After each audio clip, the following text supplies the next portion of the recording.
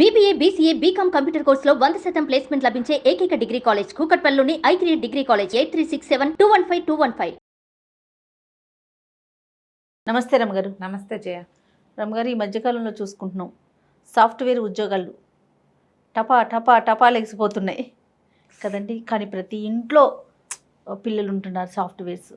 అవును, చాలా భయం అనిపించేస్తుందండి. సాఫ్ట్వేర్ కాదు ఏ వేరైనా ఉద్యోగం పోవడం ఖాయం.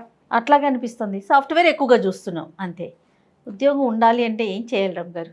ఉండాలంటేనా రావాలంటేనా? ఉద్యోగం రావాలన్నా, చేస్తున్న ఉద్యోగం చక్కగా నిలకడగా కొన్ని రోజుల పాటు ఉండాలన్నా ఏం చేయాలి? ముందు శ్రద్ధగా చదువుకోవాలి. మంచి మార్కులు, మంచి అకాడమిక్స్, మంచి స్కిల్స్, తర్వాత ఏమనాలి దాన్ని, కమ్యూనికేషన్ స్కిల్స్, ఇవన్నీ డెవలప్ చేయాలి. జాగ్రత్తగా చేసుకోవాలి. ఉద్యోగం పురుష లక్షణం అంతే. ఇప్పుడు ఉద్యోగం పురుష లక్షణం అంటే పురుషులు కేవలం మగవాళ్లే కాదు కదా, ఉద్యోగం మానవ లక్షణంగా ఉంది, మారిపోయింది. మనం బతకాలంటే ఏదో రకంగా ఉండలేని రోజు చేయాలి. ఎంత కాదన్నా 20-25 వేలు లేదే ఊళ్ళల్లో గెటాన్ అవ్వలేని పరిస్థితి. సింగిల్స్ కూడా అవును, కష్టంగా ఉంది. ఖర్చులు పెరిగిపోయినాయి. మరి ఉద్యోగం అవసరం, డబ్బు అవసరం, సంపాదన అవసరం ఎవరికైనా కూడా.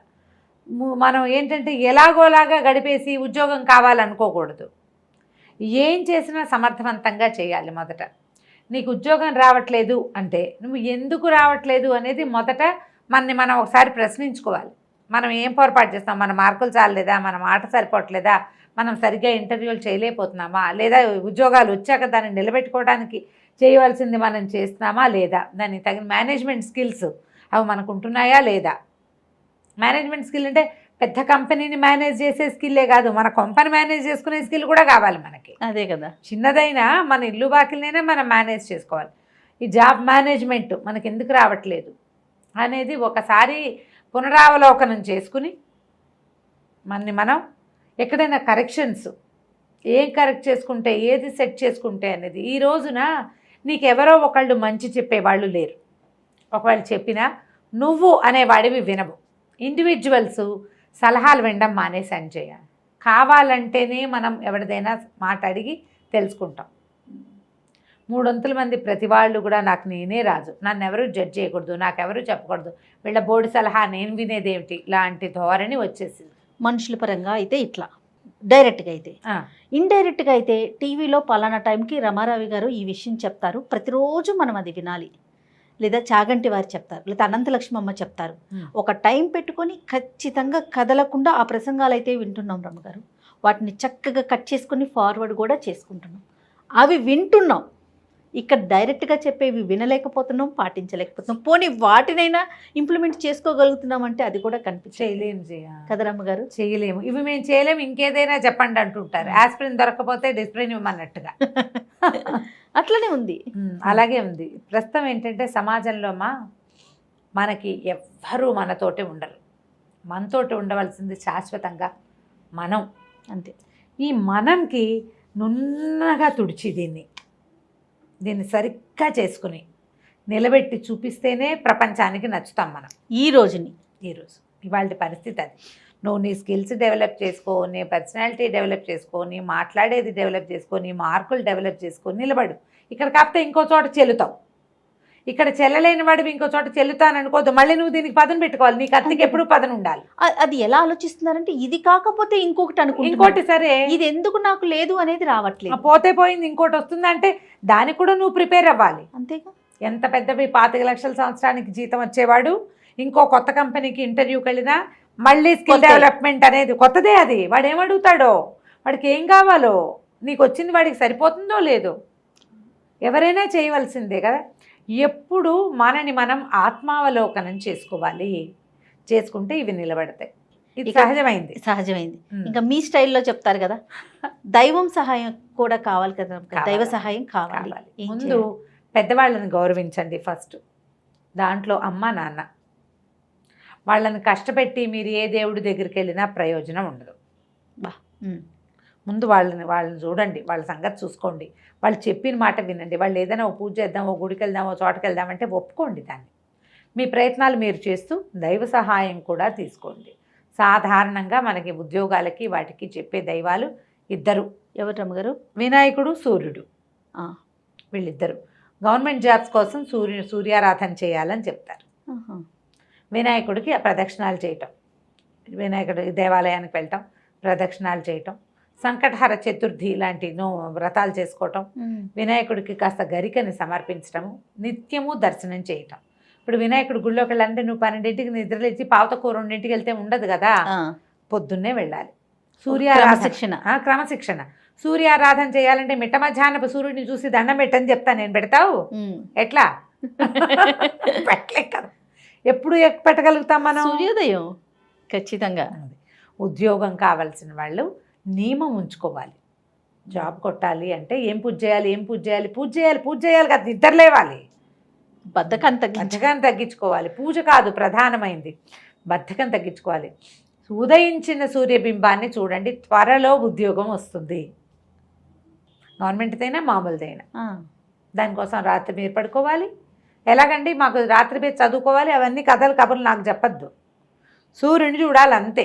మీకు ఉద్యోగం కావాలంటే చూడాల్సిందే. వినాయకుడిని తలుచుకోండి. ఏదైనా ఒక గణపతికి సంబంధించిన స్తోత్రం నేర్చుకోండి, దాన్ని చదవండి. ఇది పెద్దగా మనం ఆయనవెల్లి వినాయకుడిని చూద్దాము, లేకపోతే మన కాణిపాక వినాయకుడిని చూద్దాము అంత పరిగెత్తబోకండి. పక్కన ఉన్న దేవాలయంలో రావి చెట్టు కిందున్న వినాయకుడిని చూసైనా సరే ఓ 3 గుంజీలు తీయండి, వినాయకుడికి ప్రదక్షిణం చేయండి. ప్రతిరోజు నియమం తప్పకుండా కనీసం 21 రోజుల పాటు వినాయక దర్శనం చేయండి. ప్రతిష్ట ఉన్న వినాయకుడిని దర్శిస్తే ఫలితం బాగుంటుంది. శివాలయంలో అభిషేకం, శివుడికి స్వయంగా అభిషేకం చేసినా కూడా ఫలితం లభిస్తుందని చెప్తారు.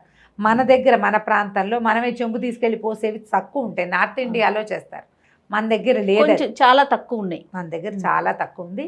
కాబట్టి జాగ్రత్తగా అభిషేకాలు చేయించుకోండి. శివాభిషేకం చేసినా కూడా ఉద్యోగం అంటే డబ్బు వస్తుందని చెప్తారు. శివాభిషేకం చేస్తే మనకు ఉద్యోగం ద్వారా డబ్బు వచ్చే అవకాశం ఉంటే అది లభిస్తుంది. లేదా 2-3 కలిసి ఓ చిన్న ఫామ్ పెట్టుకోవటమో, ఓ స్కూల్ పెట్టుకోవటమో, ఓ ట్యూటోరియల్ పెట్టుకోవటమో, మనమే కలిసి ఏదైనా కంపెనీ పెట్టుకోవటమో అలాంటివి కూడా సాధ్యపడచ్చు. ఏదో ఒక ఐడియా అనేది వస్తుంది. ప్రధానంగా 1 గణపతి, 2 శివుడు, 2 సూర్యుడు, 3వ వాడు పరమేశ్వరుడు. ఇలా 3ని మనం తలుచుకోవాలి, ఆరాధిస్తే తప్పకుండా ఫలితం లభిస్తుంది. ప్రధానమైంది మీ మైండ్ సెట్ ఏదైతే ఇప్పటిదాకా ఉందో, ఈ సెట్ తోటి ఉద్యోగం రావట్లేదు అంటే మార్చాల్సింది మిగిలిన వ్యవహారం కాదు, మన మైండ్ సెట్ అనేది తెలుసుకోండి. ఆలోచన విధానాన్ని మార్చుకోండి. ఇంత ట్రై చేసాం అవ్వలేదు, సరే అమ్మ ఏదో దేవుడి దగ్గర పూజ అంటోంది కదా చూద్దాం, మంత్రాలకు చింతకాయలు రాలుతాయా అలాంటివి చెప్పకండి. రాలవు నేనే చెప్తున్నా ఆ మాట.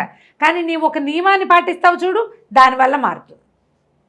నీకు ఒక క్రమశిక్షణ వస్తుంది, క్రమశిక్షణతో ఆటోమేటిక్గా చాలా పనులు కుదురుతాయి. అవును, ఇట్లా ప్రయత్నం చేసి చూడండి.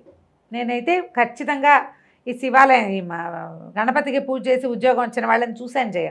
ఓకే, అది సక్సెస్ అవుతుంది. చదువుకు కూడా అంటే ఇప్పుడు స్టడీస్కి వెళ్ళాలనుకుంటారు, హైయర్ స్టడీస్కి, వాళ్ళకి అవకాశాలు లభించకుండా పోతాయి, సీట్లు రావు, లేకపోతే పిహెచ్డీకి ట్రై చేస్తారు. వీళ్ళు కూడా వినాయకుడిని కనుక పూజిస్తే సంకటహర నెలలో 2 చతుర్థులు ఉంటాయి. కనీసం ఈ 2 చతుర్థులకి వినాయకుడి దేవాలయానికి వెళ్ళండి. మీరు సంవత్సరం అంతా ఈ 2 చతుర్థులు ఎలాగండి మాకు తెలియదు తిథులు అంటే, తెలుగు క్యాలెండర్ ఒకటి పెట్టుకోండి ఇంట్లో, చూడండి చతుర్థులు రాస్తారు. చవితి 2 చవితులు రాయబడతాయి, రౌండ్ చేసి పెట్టుకోండి. ఆ డేట్లో గుడికి వెళ్ళండి. మనసు ఉంటే మార్గం ఉంది కదా. ఇప్పుడు అన్ని సంవత్సరం అంతా అన్ని ఒక 12 నెలల పాటు నోట్ చేసుకుని ఆ డేట్స్ మీ ఫోన్లో పెట్టుకోండి. ఈరోజు గుడికి వెళ్ళాల్సిందని మనకు అవకాశం ఉంది కదా, స్మార్ట్ ఫోన్లు కదా, గుడికి వెళ్ళాల్సిన రోజు అనేది అది చెప్పేస్తుంది. ఆ రోజు వెళ్ళిపోండి. పొద్దున మధ్యాహ్నం సాయంత్రం ఎప్పుడో మధ్యాహ్నాలు తీరు గుడి, ఏదో పొద్దున్న తీస్తారు సాయంత్రం తీస్తారు. ఉదయకాల దర్శనం కృష్ణ చవితికి, అదే శుక్ల చవితికి, సాయంకాల దర్శనం కృష్ణ చవితికి చాలా మంచివి. మీ అవకాశాన్ని బట్టి చేయండి. ఒకసారి కనుక వెళ్తే, ఒక సంవత్సరం వెళ్తే మీకు చాలా తేడా కనపడింది అనుకోండి, మీరు ఇంకొకళ్ళకి సలహా చెప్తారు. ఇప్పుడు నేను వెళ్ళడం బట్టి నేను నీకు సలహా చెప్తున్నాను. అవును, వెళ్ళడం వల్లే సలహా ఆటోమేటిక్గా మనకు అర్థమవుతుంది. ఆ తర్వాత ఇక వినాయకుడిని దర్శిస్తే మనకు లభించే ఫలితం ఏమిటో మనకు తెలుస్తుంది. ట్రై చేసి చూడండి. తప్పకుండా రమ్మగారు. నమస్తే. నమస్తే.